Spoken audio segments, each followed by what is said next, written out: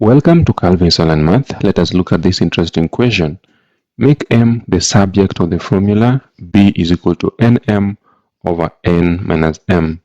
So we are going to manipulate our equation until we have m on one side of the equation. So the first thing to do is just cross multiply.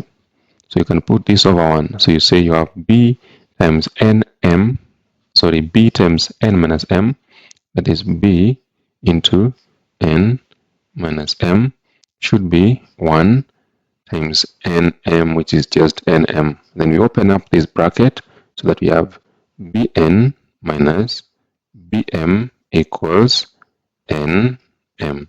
So then we put the terms that have got m on one side of the equation. So we have bm and we have nm. So we can have bn equals n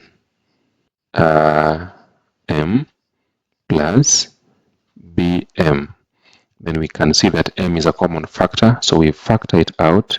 So we have bn equals m into n plus b. So now the next thing is just to divide both sides of this equation by n plus b. So we do the same to this side, n plus b. So on this side, n plus b and n plus b will cancel. But on the other side, we just have the way it is, that is bn over n plus b being equal to m. So we have made m the subject of our formula. So m is equal to bn over n plus b.